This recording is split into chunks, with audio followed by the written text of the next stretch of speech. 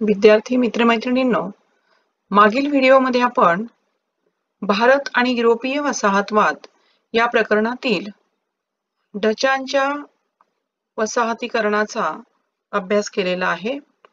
यापूर्वीच्या व्हिडिओमध्ये आपण भारत आणि युरोपीय वसाहतवाद या प्रकरणातील पोर्तुगीज आणि ब्रिटिश यांच्या वसाहतवादाचा देखील अभ्यास केलेला आहे.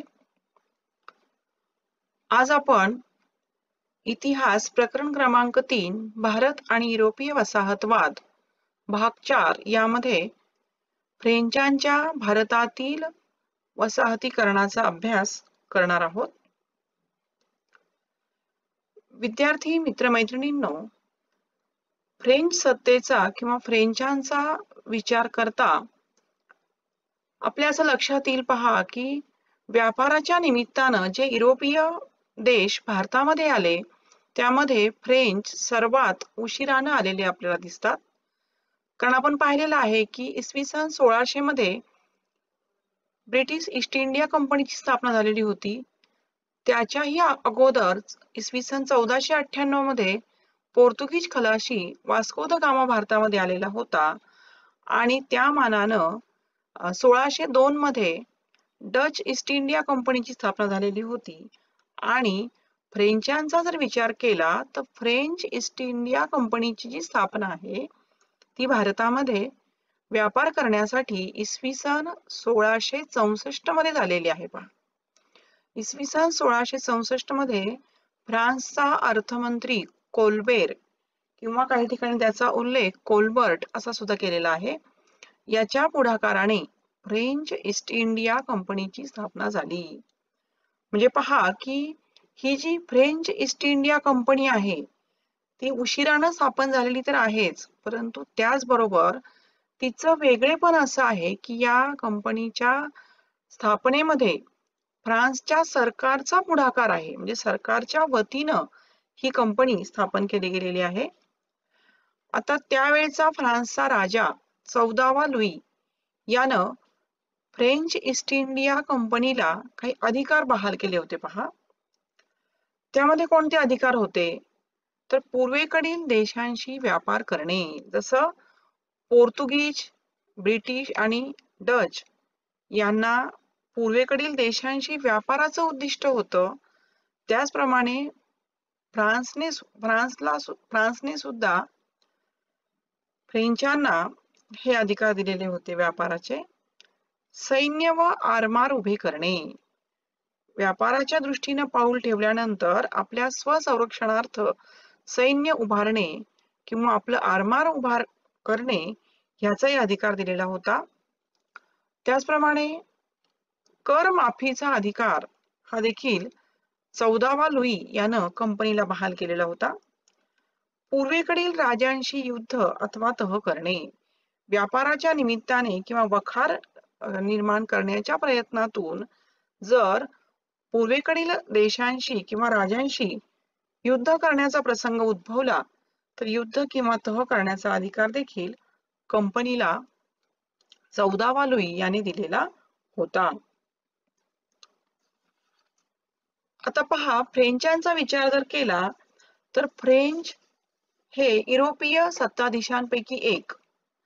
भारतामध्ये उशिराने आले, परंतु युरोपच्या संदर्भात जर विचार केला तर युरोपामध्ये ब्रिटिश आणि फ्रेंच हे एकमेकांचे प्रतिस्पर्धी होते आणि त्यांच्यामध्ये युरोपात तीव्र सत्ता स्पर्धा होती. त्याचप्रमाणे आपल्याला माहिती आहे की फ्रेंचांच्या अगोदर ब्रिटिश भारतामध्ये येऊन त्यांनी आपल्या वसाहती किंवा आपला व्यापार स्थिर केलेला असल्या कारणानं फ्रेंचांशी त्यांचाही संघर्ष झालेला आहे. म्हणजे फ्रेंचांना ब्रिटिश, डच यांच्याशी संघर्ष करावा लागलेला आहे. आणि त्यामध्ये ब्रिटिशांचा विचार जर केला तर युरोपातील सत्ता स्पर्धेचा परिणाम भारतातील ब्रिटिश आणि फ्रेंच यांच्या संबंधावर वेळोवेळी झालेला आहे. आता पहा की फ्रेंचांनी 1664 मध्ये फ्रेंच ईस्ट इंडिया कंपनीची स्थापना झाल्यानंतर भारतामध्ये कोणकोणत्या वखारी स्थापन केल्या याचा अभ्यास आपण करणार आहोत. त्यामध्ये पहा की इसवी सन 1666 मध्ये त्यावेळेचा भारतावर अधिराज्य गाजवणारा मुघल बादशहा एक छत्री अंमल ह्या मुघल सत्ताधीशाचा होता. या मुघल बादशहा औरंगजेबाच्या दरबारामध्ये फ्रेंचांनी एक शिष्टमंडळ पाठवून सुरत या ठिकाणी आपली वखार स्थापन करण्याची परवानगी मिळवली. पहा, आता सुरत हे आपण छत्रपती शिवाजी महाराजांच्या काळामध्ये सुद्धा एक अत्यंत महत्वाची बाजारपेठ होती आणि युरोपियनांच्या संदर्भात अभ्यास करताना सुद्धा सुरतचं महत्व आपल्याला असलेलं दिसून येतं आणि म्हणूनच सर्वच युरोपियन सत्ताधीशांना सुरत या ठिकाणी आपली व्यापारी वखार स्थापण्याची इच्छा असलेली दिसते. आणि विद्यार्थ्यांनो, आजही सुरतचं महत्व कमी झालेलं नाहीये हे देखील आपल्याला लक्षात घ्यावं लागतं. आता या ठिकाणी सुरत या ठिकाणी वखार स्थापण्याची परवानगी मिळवल्यानंतर बादशाह औरंगजेबाने ही परवानगी दिली आणि त्यानुसार 1668 मध्ये फ्रेंचांनी आपली पहिली वखार भारतामध्ये सुरत या ठिकाणी स्थापन केलेली आहे. त्यानंतर भारतातील पॉंडिचेरी, हे पॉंडिचेरी नाव पूर्वीचं आहे, परंतु आता सध्या या प्रदेशाला पुदुच्चेरी या नावाने ओळखलं जातं. तर पॉंडिचेरी या ठिकाणी आपली वसाहत स्थापली. त्यानंतर चंद्रनगर, माहे, कारिकल, राजापूर, बालासोर, कासिम बझार आणि मच्छलीपट्टण येथे त्यांनी आपल्या वखारी स्थापन केल्या. त्यापैकी पॉंडिचेरी हे फ्रेंचांचे प्रमुख सत्तेचं केंद्र बनलेलं होतं. म्हणजे थोडक्यात काय, तर फ्रेंचांची भारतातील राजधानीच जणू पॉंडिचेरी हे ठिकाण झालेलं होतं. हे फ्रेंचांचं प्रमुख केंद्र मानलं जातं. या काळामध्ये भारतात फ्रेंचांचा कुतुबशाही सत्तेशी आणि डच सत्ताधीशांशी संघर्ष चालू होता. आता पहा, या संघर्षातून हळूहळू फ्रेंचांनी 1664 ते जवळजवळ 1740 पर्यंत आपली वखार स्थापन करणे किंवा आपला व्यापार हा स्थिरपणे चालवलेला होता. 1740 नंतर फ्रेंचांचा जो गव्हर्नर आहे त्याचं नाव आहे डुप्ले, हा भारतामध्ये त्याने आपली फ्रेंच साम्राज्य स्थापन करण्याचा प्रयत्न केलेला आहे.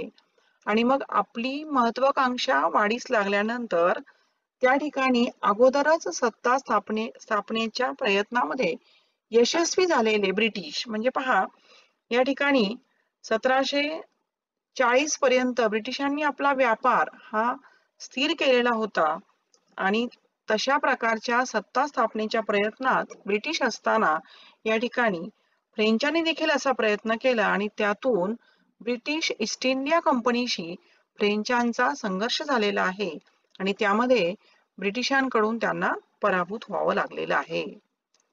आता पहा, 1744 ते 1763 हा काळ ब्रिटिश आणि फ्रेंच यांच्या संघर्षासाठी महत्वाचा मानला जातो. या काळामध्ये इंग्रज आणि फ्रेंच यांच्यामध्ये 3 युद्ध झाली पहा एकूण. या युद्धाला इतिहासामध्ये कर्नाटक युद्धे या नावाने ओळखलं जातं. आता ही कर्नाटक युद्ध जी झाली, हे जे कर्नाटक प्रदेश आहे किंवा या प्रदेशाच्या संदर्भानं युद्ध झालेली असल्या कारणानं याला कर्नाटक युद्ध म्हणतात. परंतु हा कर्नाटकचा प्रदेश सध्याचं कर्नाटक राज्य नाही, त्याच्या बाजूला असलेला तामिळनाडू आणि इतर प्रदेशाचं मिळून हे कर्नाटक राज्य किंवा प्रदेश त्यावेळी एकत्र असा होता. आणि त्या ठिकाणी त्या कर्नाटकच्या प्रश्नावरून झालेले जे युद्ध आहेत ते इतिहासामध्ये कर्नाटक युद्ध या नावाने ओळखली जातात. आता पहा, थोडंसं आपल्याला या युद्धाची पार्श्वभूमी समजावून घेताना थोडंसं मागे इतिहासाच्या घटनांमध्ये डोकवावं लागतं. पहा, बादशाह औरंगजेब याच्याकडनं परवानगी मिळवून फ्रेंचांनी प्रथम भारतामध्ये सुरत या ठिकाणी वसाहत स्थापन केली होती. बादशहाचा एक छत्री अंमल भारतात त्या काळामध्ये होता. परंतु 1707 मध्ये बादशाह औरंगजेबाचा मृत्यू झाला आणि त्यानंतर हळूहळू मुघल सत्तेला उतरती कळा लागलेली आहे. म्हणजे मुघल सरदारांमध्ये एकमेकांमध्ये वाद निर्माण झाले आणि ही सत्ता हळूहळू दुबळी होऊ लागली. त्याचाच जो फायदा आहे तो फायदा इतर लोकांनी घेतलेला आहे. त्यामध्ये निजाम उल मुल्क यानंतर दक्षिणेमध्ये स्वतंत्र सत्ताधीश बनण्याचा प्रयत्न या काळामध्ये केलेला आहे. आता कर्नाटकच्या संदर्भामध्ये हे युद्ध कसं महत्वाचं आहे तर पहा, पॉंडिचेरी हे फ्रेंचांचं मुख्य केंद्र होतं पहा, आणि हे जे पॉंडिचेरी केंद्र आहे या प्रदेशावर कर्नाटकच्या नवाबाची सत्ता होती.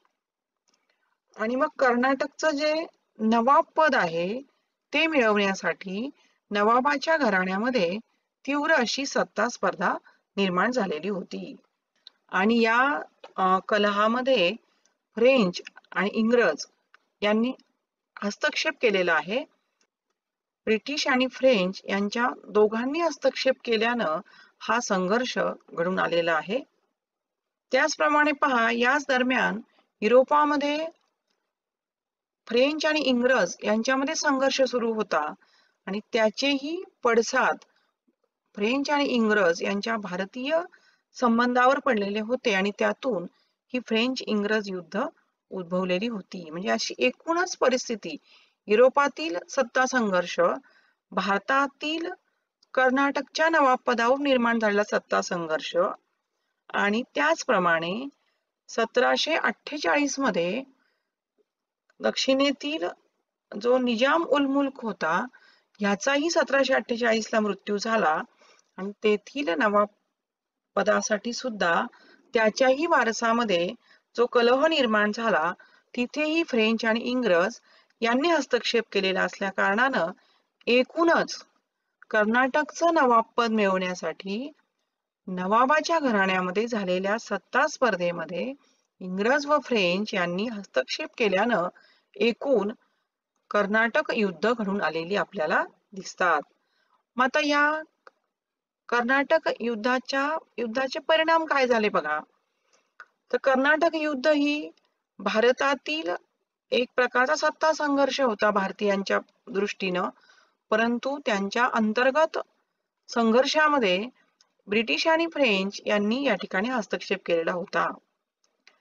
आता या कर्नाटक युद्धामध्ये जे तिसरं कर्नाटक युद्ध झालं त्यामध्ये इंग्रजांनी फ्रेंचांचा निर्णायकपणे पराभव केलेला आहे आणि या पराभवामुळे सत्ता स्पर्धेमध्ये भारतात इंग्रजांना प्रबळ असा स्पर्धक उरला नाही.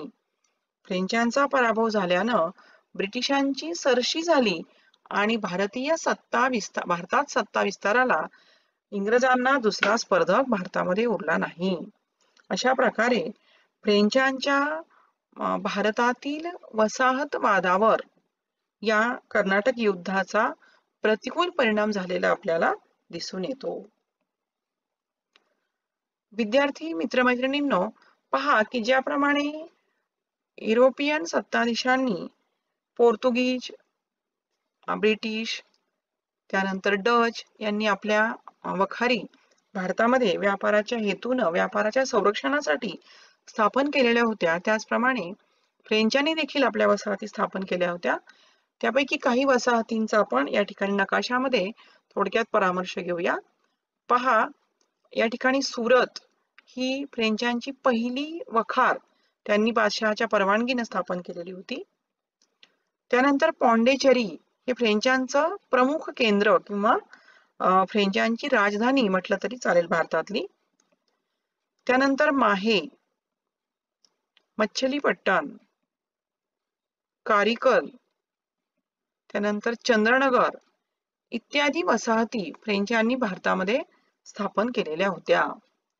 अशा प्रकारे विद्यार्थी मित्र मैत्रिणींनो, आपण या प्रकरण क्रमांक 3 मध्ये भारत आणि युरोपीय वसाहतवाद या घटकाचा पूर्णपणे अभ्यास केलेला आहे. युरोपीय सत्ताधीशांपैकी पोर्तुगीज, त्यानंतर ब्रिटिश, त्यानंतर डच आणि त्यानंतर फ्रेंच अशा क्रमानं आपण युरोपीय सत्ताधीशांच्या भारतीय वसाहतवादाचा अभ्यास या प्रकरणामध्ये केलेला आहे. हे संपूर्ण प्रकरण तुम्ही बारकाईनं अभ्यासायचं आहे, वाचायचं आहे आणि त्याखाली दिलेला स्वाध्याय देखील आपल्या वहीमध्ये सोडवायचा आहे. धन्यवाद.